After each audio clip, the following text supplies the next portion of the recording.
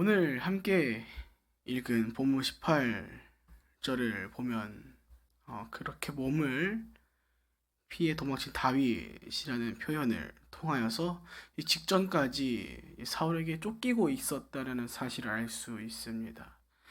시점 말씀을 통해서 또 알 수 있는 것은 자신의 아내인 미갈을 통해서 그 도움을 통해서 사울의 죽임을 당하지 아니하고 도망쳐 나온 상태라는 것을 알 수가 있죠.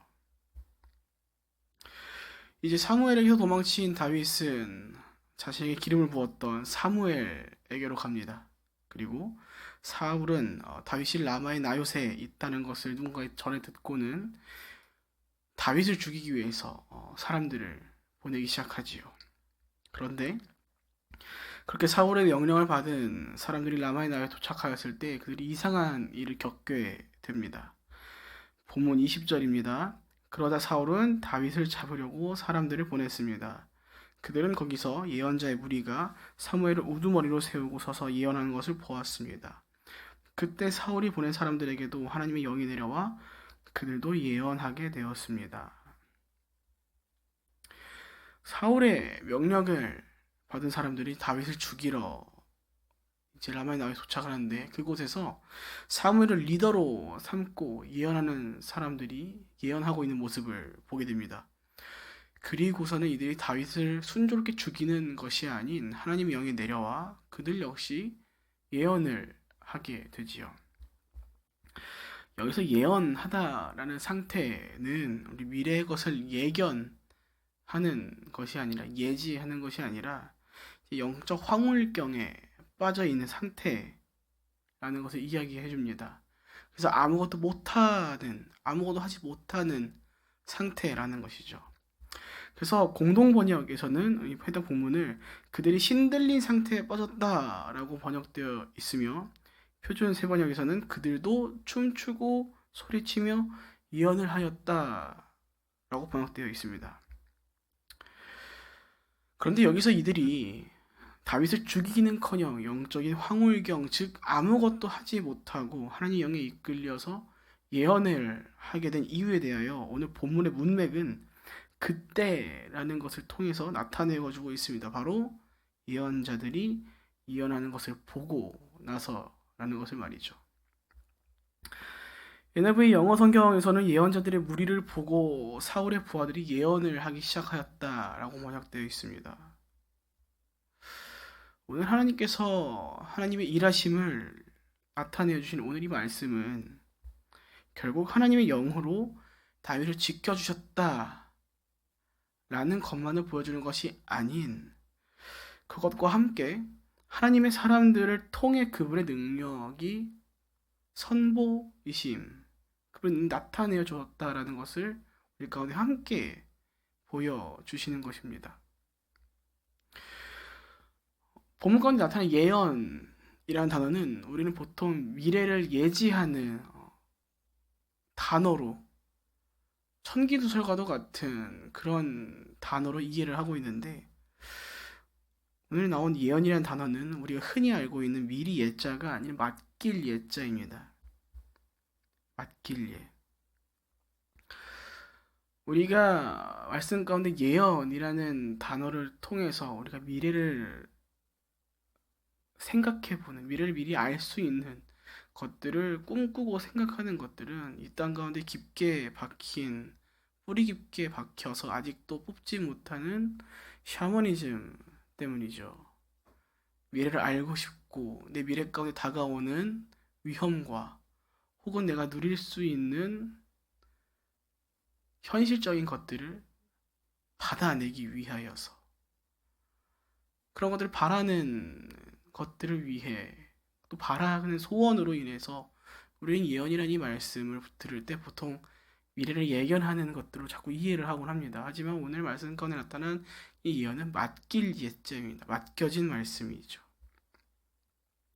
그리고 이 맡길 예의 이 맡기다라는 개념은 이제 맡기다라는 개념과 함께 참여하다, 관계하다라는 뜻을 함께 갖고 있는 한자어입니다. 물론 구약의 본래 언어의 히브리어와는 다른 개념의 한자이기에 그 의미가 전부 들어맞다라고는 분명하게 말할 수는 없겠으나 맡기다라는 개념 자체가 맡기는 자와 맡김받은 자 두 측의 존재의 관계성이 성립되는 개념이기에 관계의 개념도 내포되어 있다라고 말할 수 있을 것입니다. 결국 무엇을 나타내주는 것입니까? 예언자들을 통해 다윗을 죽이러 온 자들이 하나님의 영으로 인해 예언하게 되었다. 그들과 함께 그들이 예언하는 모습을 보고, 다르게 말하자면 다윗을 죽이러 온 자들이 그들을 보고 그들의 예언함을 보고 하나님의 영으로 인해 하나님과의 깊은 관계 가운데 들어섰다 라고도 말할 수 있는 것이겠지요. 그리고 이러한 본문의 상황을, 오늘 말씀을 오늘날 우리의 삶 가운데 대입해 보자면 예언, 맡겨진 말씀, 맡겨진 그분의 예언의 말씀, 바로 예수 그리스도의 복음, 그 복음을 우리의 언어로 외치고 전하고 밝히며 언어를 넘어 우리의 삶 가운데 녹여낸 우리의 모습을 통해 하나님을 모르는 자들이, 때로는 하나님을 대적하는 자들이 하나님과의 깊은 관계 가운데 이끄는 일들로 우리의 삶이, 우리의 외침이, 우리의 나눔이 사용된다라는 것입니다. 그래서 고린도후서 3장 3절에 이렇게 나타나 있죠. 여러분은 우리의 섬김으로 통해 나타난 그리스도의 편지입니다. 이것은 먹으로 쓴 것이 아니라 살아계신 하나님의 영으로 쓴 것이며 돌판에 쓴 것이 아니라 육체의 마음판에 쓴 것입니다. 우리의 섬김, 복음을 삶 가운데 녹여낸 우리의 인생이 곧 하나님께서 먹이 아닌 그분의 영으로 단순히 돌판에 새긴 것이 아닌 우리 육체 마음의 새김으로 말미암아 우리 주변 가운데 하나님의 살아계심을 나타내고 우리 주변에 있는 이웃과 세상 곳곳 가운데 때로는 하나님을 대적하는 자들에게까지도 하나님을 나타내어 주는 도구로 사용된다라는 것이죠. 개인적으로 좋아하는 영화가 하나 있습니다. 책으로 제대로 읽지 못해서 영화로 봤던 것이 있는데, 예수는 역사다라는 영화가 있습니다. 실제 스토리를 기반으로 한 이야기인데, 거기 나오는 리스트로벨이라는 현재 목사이신데 리스트로벨은 하나님을 부정하는 무신론자였습니다. 그런데 어떠한 일련의 사건을 통해서 자신의 딸의 도움을 받고 그 도와준 사람을 통해서 자신의 아내가 교회를 다니기 시작을 했거든요. 그 일들 가운데 하나님을 계속 부정하고 하나님이 살아계시지 않는다라는 이유를 계속해서 찾다가 결국에는 굴복해서 당신이 이겼습니다라는 고백 끝에 하나님 믿게 되는 이야기입니다. 리스토로벨이 하나님을 믿게 된 그 시작, 그 간호사의 도움으로 통해서 그의 외침과 그의 이야기를 통해서 리스토로벨은 자신이 갖고 있는 무신론자로서의 그 생각들이 철저하게 부셔지는 일들을 오랜 시간에 걸쳐서 이루어지게 되는 것이죠. 이처럼 우리의 삶이 곧 하나님의 살아계심을 나타내는 귀한 도구입니다. 맡겨진 말씀, 그 예언의 말씀을 우리 삶 가운데 녹여낸 삶을 통해 하나님께서는 이 땅 가운데 하나님의 영광을, 그분의 살아계심을 나타내실 것이며, 그로 하여금 하나님과의 깊은 관계 가운데 그들이 거할 수 있도록 우리를 사용하실 것이고, 그들 가운데 하나님의 살아계심을 맛보아 알게 할 것입니다. 부정하였던 그들의 인생 가운데 하나님의 살아계심을 부정하지 못하는 삶으로 그들이 이끌 것이고, 그것을 위해 우리를 사용하실 것이라는 것이죠. 부디 하나님을 모르는 우리 이웃과 때로는 우리를 대적하는, 하나님을 욕보이는 자들 가운데 우리의 삶을 통해 하나님의 영으로 그분과의 깊은 관계로 인도하게 하시는 그런 삶으로 쓰임 받는 저와 여러분 모두가 되시길 축복드립니다. 본문 22절부터 24절입니다. 마침내 사울이 친히 라마로 갔습니다. 그가 세고에 있는 큰 연못에 이르러 사무엘과 다윗이 어디 있냐고 묻자 누군가가 라마의 나요스에 있다고 대답해 주었습니다.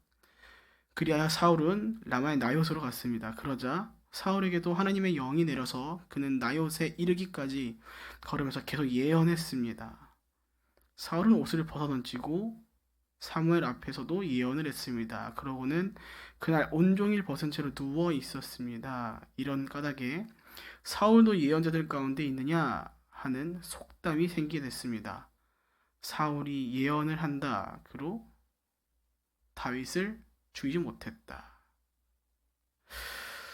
사울은 다윗을 죽이기 위해 3번씩이나 사람들을 보냅니다. 하지만 그 모두가 하나님의 영에 의해 예언을 하며 다윗을 죽이는데 실패하게 되지요. 포기할 만합니다. 사실 포기했었어야 합니다. 하나님이 함께 하신다고 해서 이미 사울은 알고 있었습니다. 그렇다면 사울은 내려놨었어야 합니다. 하지만 나날이 다윗이 사랑받아가는 모습을 보고 하나님께서 함께 하심을 보고 오히려 사울은 더욱더 그를 적대할 것을 다짐하고 평생의 삶 가운데 다윗의 적으로 살아가게 되죠. 그런 사울이 이제 직접 라마로 갑니다. 자신들의 부하로는 해결이 안 되니 직접 움직이죠.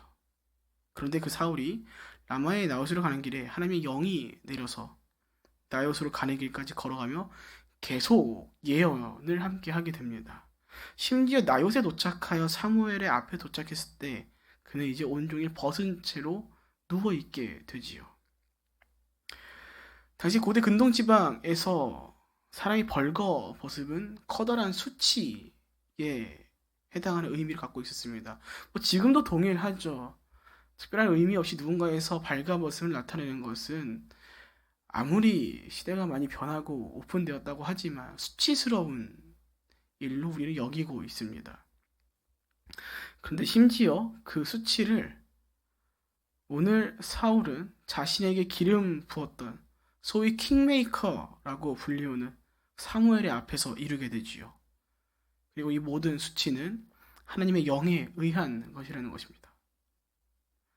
그리고 이와 함께 왕으로서 자신의 옷을 벗었다라는 것은 한편 자신의 왕위를 내려놓는 것을 상징하는 행동이기도 했습니다. 그렇기에 그러한 사울이 사무엘 앞에서 킹메이커였던 사무엘 앞에서 옷을 벗고 나체로 있었다. 왕으로서의 자신의 시대가 끝난다라는 것을 상징하는 장면인 것이죠. 그리고 그로 인해 사울도 예언자들 가운데 있느냐라는 속담이 생기므로 사울은 자신의 이름이 사람들 가운데 구설수로 올리며 엄청난 수치를 당하는 일로 이어지게 됩니다.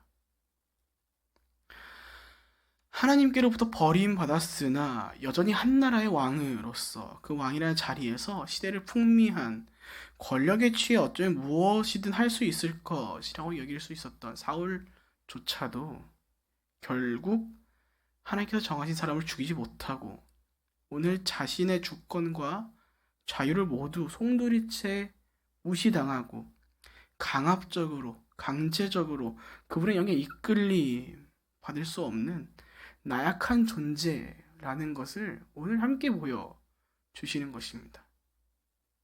인간이 아무리 권력이 있는들 권한이 있다 한들 아무리 잘났든 그분의 손길 안에서 자유할 수 없고 그분의 능력 앞에서 넘어질 수밖에 없으며 엎드릴 수밖에 없는 나약한 존재라는 것이죠. 우리 근데 무엇을 추구해야 하는가를 돌아보게 합니다.